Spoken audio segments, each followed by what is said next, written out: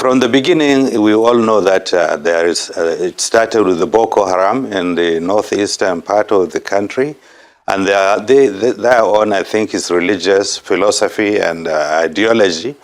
They want to establish an Islamic state, and so they fight and kill anybody that they believe. Hello and what's up, guys? In this video, things are getting very serious across the north, and today's story has taken a surprising turn. An Arewa elder has just dropped a message that is shaking conversations everywhere. He says the government cannot fix this insecurity with force alone, and what he revealed is causing major debate across the country. Now listen closely, because this man has been watching this crisis for 16 years, from Boko Haram in the northeast to the bandits spreading across the northwest and even the north central. He says the situation has now reached a point where the old approach is no longer enough. According to him, yes, the government is showing new determination, but something deeper must change. He explained that Boko Haram operates with a dangerous ideology, while bandits are now treating crime like a business, targeting lives, property, kidnappings, ransom, everything. And in his words, both groups have declared war on Nigeria. But here's where the shock came in. He said Nigeria cannot rely on military power alone. He believes that just like the Niger Delta Amnesty program, the North may need its own version, combining amnesty, education, skills, and reintegration. He even said many of these young fighters never had access to school or normal life, and that ignoring this reality will only make the things worse. But at the same time, he insists anybody caught committing crimes must face consequences, no excuses. The interview got even more heated when he was asked whether the North should negotiate with bandits. He admitted the debate is strong in the region. Some support dialogue, some believe only force should be used. He says the truth lies somewhere in the middle, a mix of talking and tough action depending on the situation. And yes, he confirmed that negotiations already happened behind the scene while military operations also continue. Then came the most controversial moment. He was asked about Islamic clerics like Sheikh Gumi, who once said kidnapping is a lesser evil compared to taking lives. The Arewa elder responded sharply, saying both kidnapping and taking lives are criminal, unacceptable, and must be punished. But when asked further, he said if someone asked him to choose between being kidnapped or being killed, he would rather be kidnapped. That part alone has sparked massive reactions online. He ended by warning that northern insecurity is also partly caused by decades of neglect, poverty, unemployment, millions of out-of-school children, and until these problems are fixed, no amount of soldiers or bullet can give the region true peace. Guys, the full interview is intense. The things he said about the North's future, about government decisions, about bandits, and even about religious leaders. This is one video you need to see with your own eyes. Guys, I will let you watch this video for yourself so you can see exactly what I'm talking about. Also, don't forget to like, share, and subscribe to this channel if you haven't already done so. Take a look, guys, and remember to share your thoughts after watching. All right. Now, the North is currently bearing the brunt of Nigeria's security crisis with, mass kidnappings in Niger, Kebbi, and Kwara, terrorist attacks and bandit attacks. Now, as the chairman of the Arewa Consultative Forum, how do you assess the federal government's response to insecurity in the northern region? Well, this problem has been going on for the last 16 years, starting from the Boko Haram now down to these bandits in the northwest. This is coming down to the north. It's in the north central states, and it's been very, very problematic. And I think governments have been trying in their own way to tackle this problem from the beginning. But unfortunately, till now, the problems have persisted. Recently, we have seen a resurgence of attacks, but we have also noticed a resurgence of government determination to take care of it. We are very hopeful that this latest government determination will work well for all of us so that we can get to the root of this problem and eliminate it. Understood. Thank you very much for joining us. Good morning to you, sir. I mean, when we're looking across the northern landscape of Nigeria, I think it is fair to assume that the insecurity umbrella covers a lot of different fragments of insecurity. I wonder if you could talk to us about which regions really represent which type of crisis, or is there going to be really amalgamation of everything across the north? I'm asking because in some instances we are hearing of herder-farmer clashes. In some instances there is religious. I didn't quite hear the question well, but Okay. I understand you are talking about insecurity in the north affected. Yes, sir. What I wanted to get was your thoughts on the different types of insecurity that we see across the north of Nigeria. In some instances, we have herder-farmer clashes. In some instances, we have targeting of specific religions. In some instances, we have education being the target, people not wanting quote-unquote Western education ideals to be prevalent across the north. So I wonder if you can talk to us about what types of conflicts we are seeing across different parts of north of Nigeria.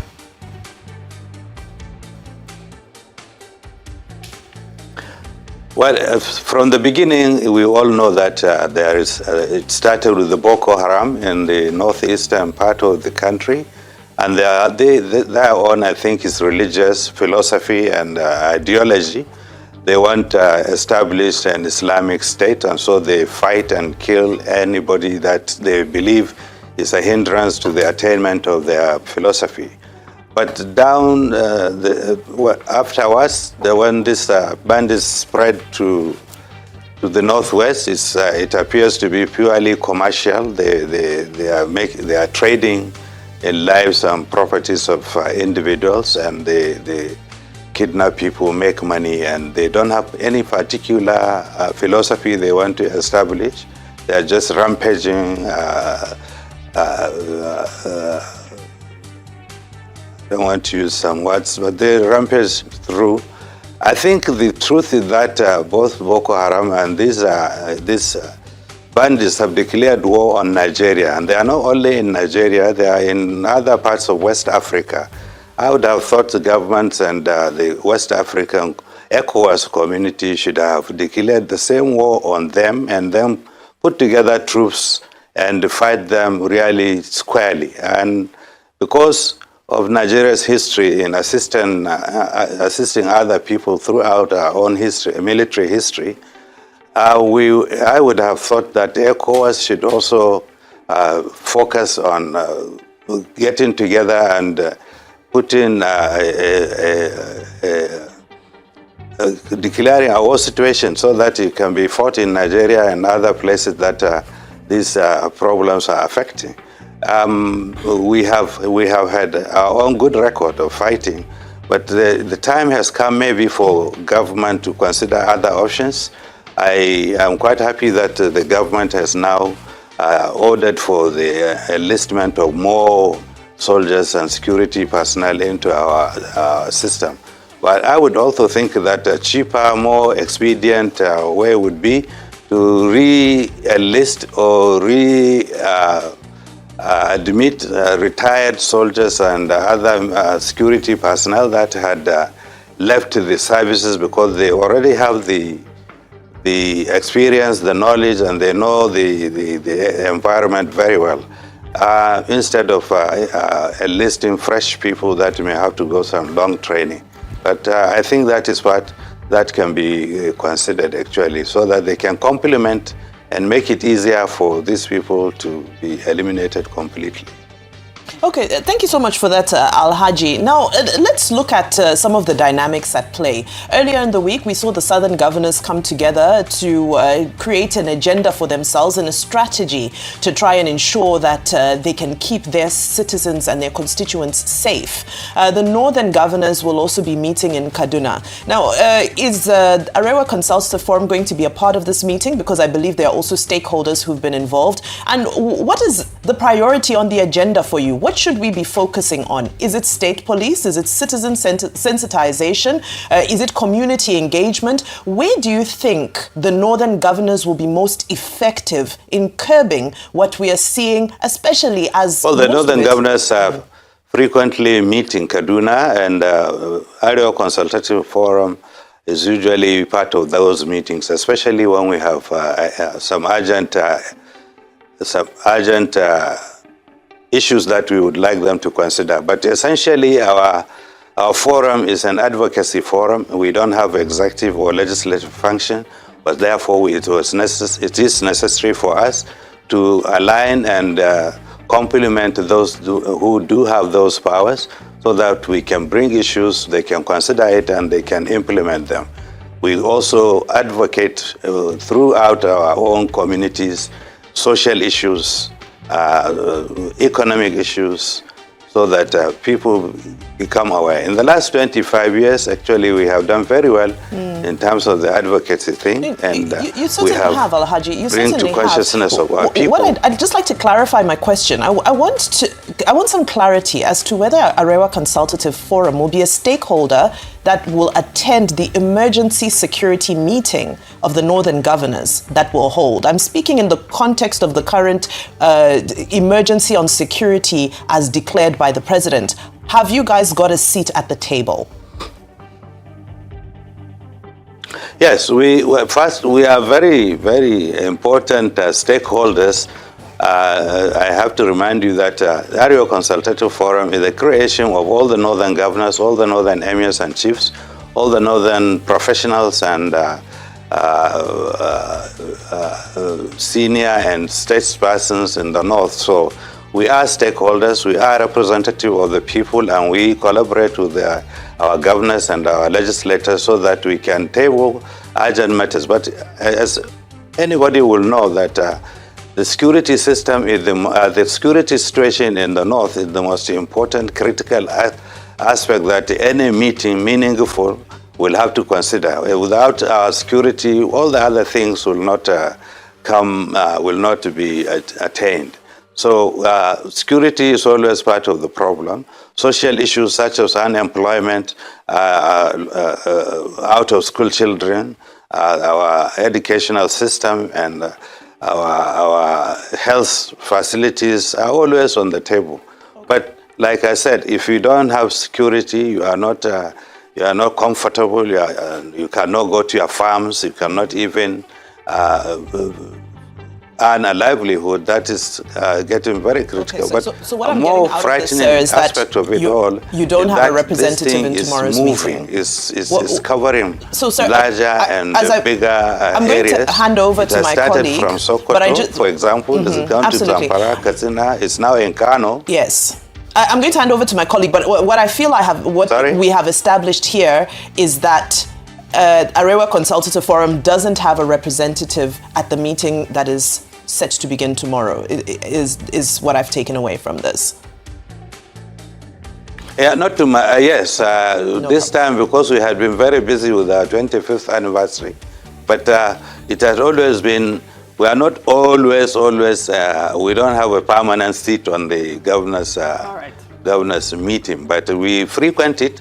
We engage them, we discuss things with them. They invite us sometimes.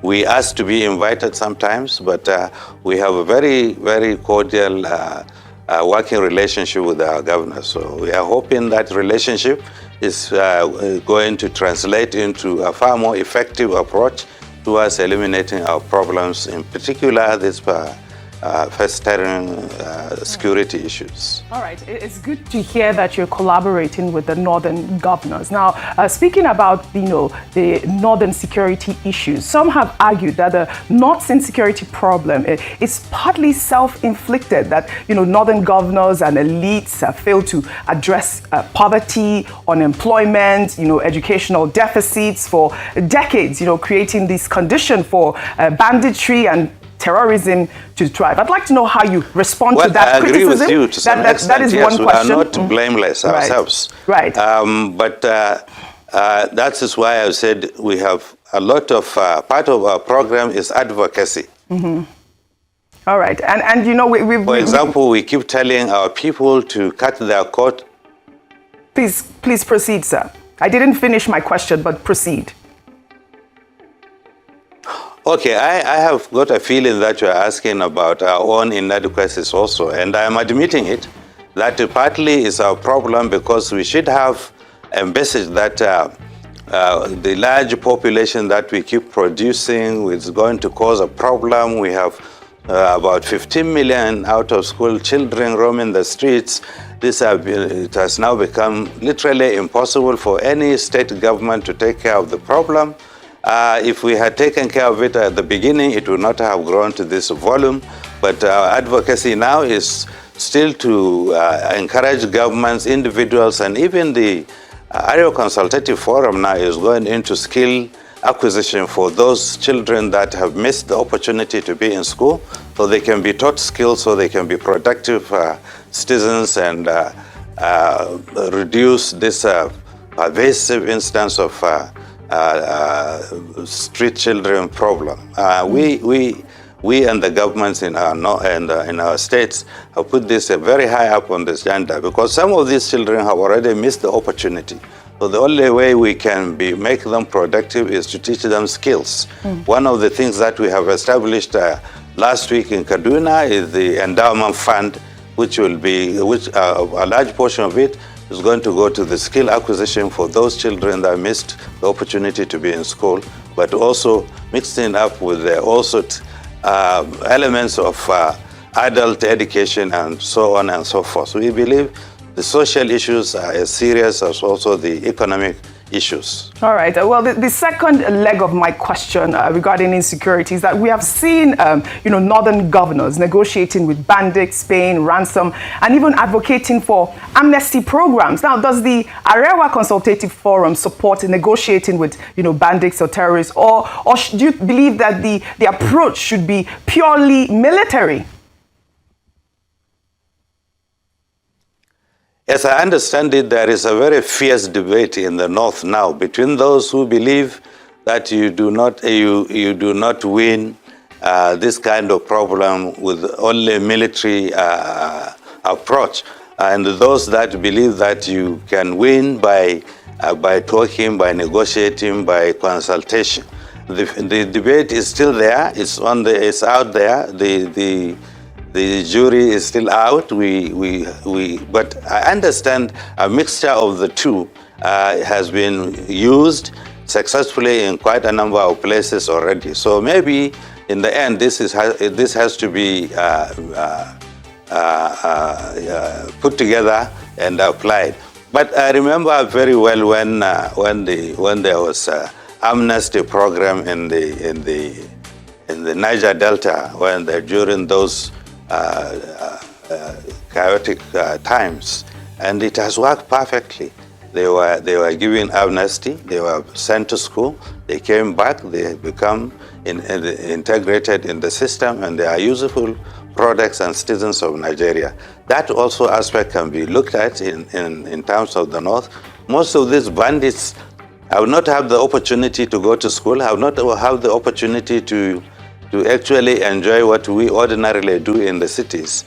And it's just for government to probably, while extending hands of friendship, but also making it quite clear that what they are doing is illegal and criminal, and so those that are caught in the process are punished appropriately. I'm sorry, Alhaji. I want to ask you directly. Are you saying that it is okay for this negotiation with bandits to continue by the northern governors? Are you saying that the Arewa aligns itself with negotiating with bandits?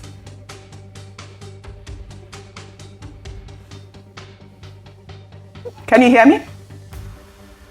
I understand that sometimes negotiations take place, and I understand obviously a lot of times they are fought and they are pushed back, and government use military might. So it has already been on the ground that they talk to them and they also fight them, and I think that has been going on. That's the choice of those in authority, and I believe it has been working. And recently, with the resurgence of government determination and also people's support for government to continue to do that, we will be able to record a lot of successes. So we look and see how it goes. It's been going on for 16 years.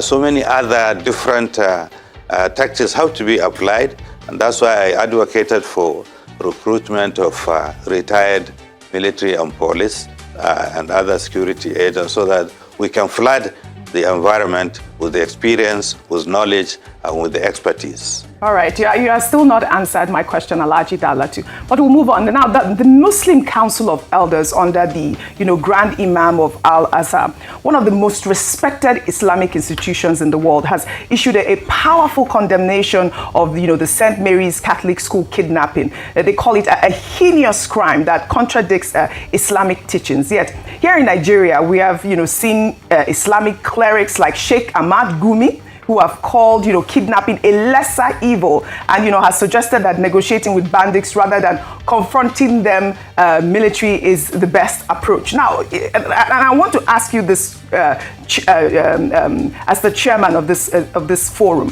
where do you really stand? Do you agree with the Grand Imam of Al-Azhar that these kidnappings are anti-Islamic and are heinous crimes, or do you share Sheikh Gumi's more sympathetic view of the bandits? In Islam and in our own Arewa Consultative Forum, killing of anybody, Christian or Muslim, is highly condemnable. It's not tolerated, it's condemned. And we in ACF were the first to condemn the Catholic school abductions.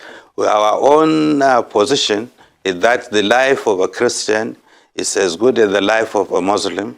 It's a life of Nigerian. We do not look at people from the religious perspective. We see them as Nigerians. We see them as innocent people who are being killed.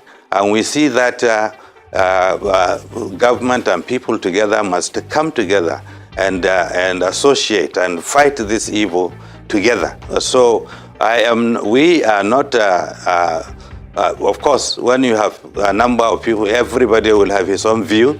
The Imam you quoted was right, is condemnable. We have always, even the Imam in Kaduna you quoted also condemns killing of innocent citizens. But you cannot stop people from having an opinion on how to go about solving problems. Especially but he believes that kidnapping is a lesser evil. No, he believes that kidnapping is a lesser evil. Lesser evil than what? Than killing. Than what? Than shooting, than killing people in Nigeria. That's what he believes. He said that on live television. You would rather kidnap someone than kill him? Yes, he says that that is what Sheikh Gumi has said. I think killing is a higher grade than kidnapping. Okay. I think if you give me a choice to whether I should be kidnapped or killed, I will tell you to kidnap me and not to kill me. And therefore, I will tell you not to kill anybody, any Nigerian.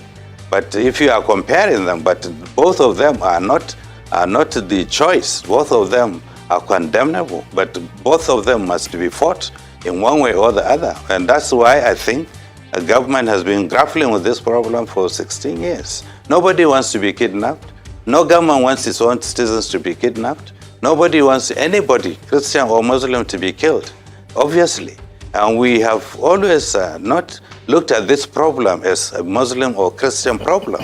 We see it as Nigerians and as useful citizens, as potentially productive people who will be useful to our country. So any loss, whether by kidnap or by death, is a very huge minus in our own social system.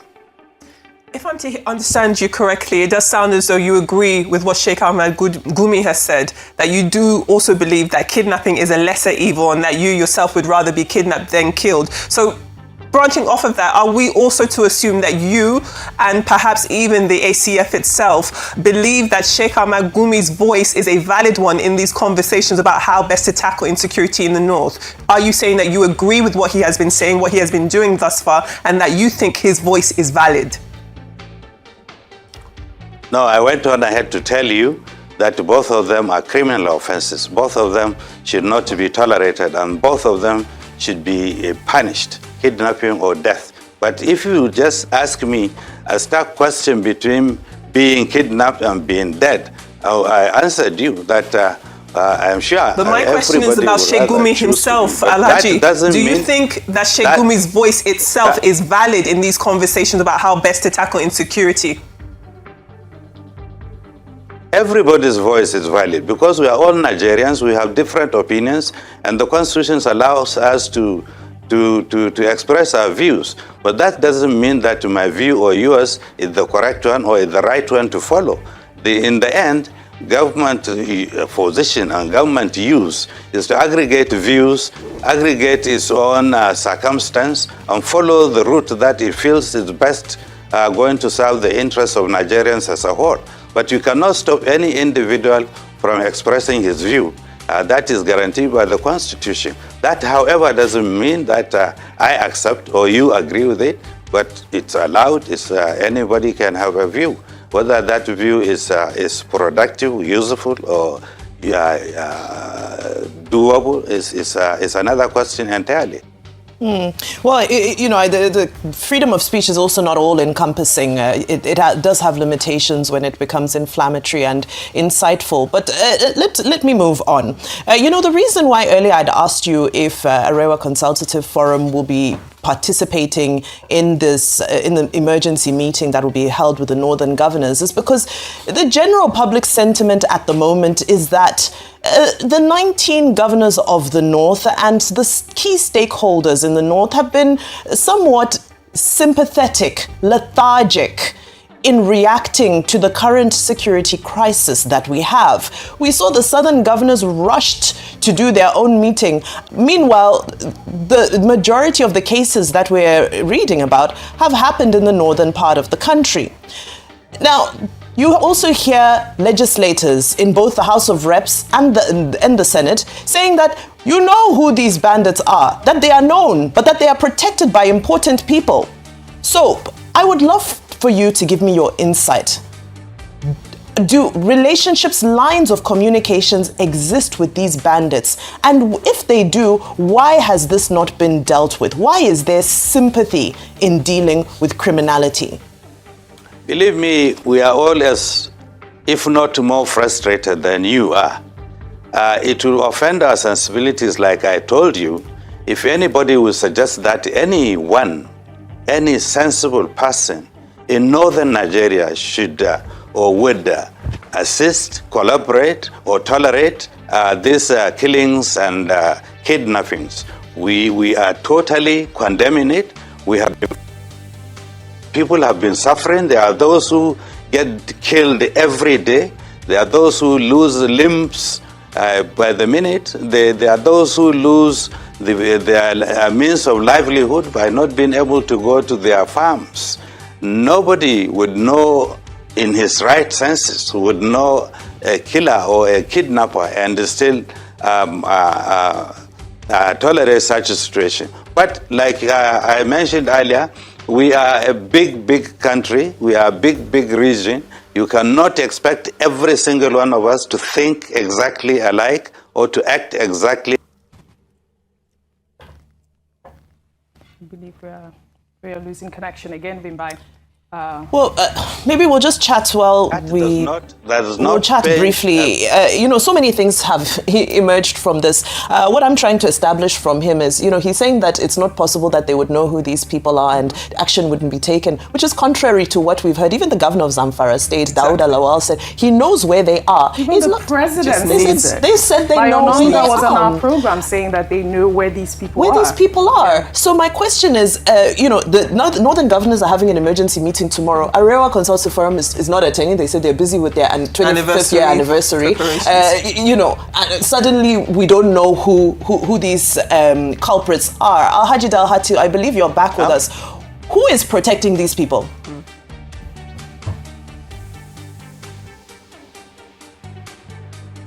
Alhaji? Okay, I don't think Alhaji can hear me just yet, but that's my question. Who is protecting these people? We have him. I think we have him now. Do we? When we ask difficult questions, for some reason our guests can never hear us. Sometimes. But it's everywhere go first blow. Sometimes. Yeah, but you make a very valid point as to how is it that these government officials keep saying that they know where these people are and nothing is being done. We had Bayo Ononuga on our nightly news program Prime Time, I believe earlier this week, saying that one of the reasons that the security forces don't go and invade these communities is to prevent collateral damage and all of that. I believe that we have the... Okay. Alhaji Dalhatu, just in one sentence, I'll summarize my question. Who is protecting these bandits and terrorists?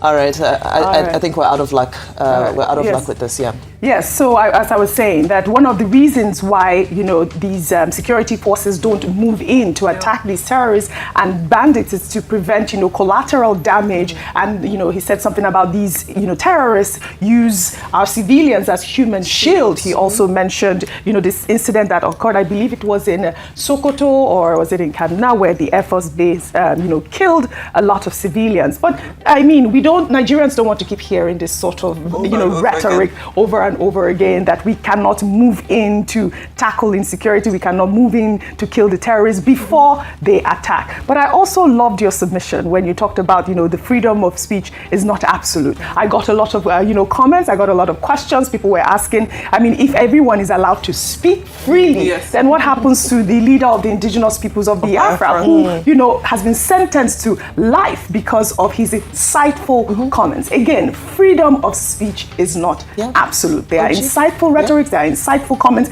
that could land you in jail. Yes. Your freedom ends where my nose begins. Your freedom ends that note. We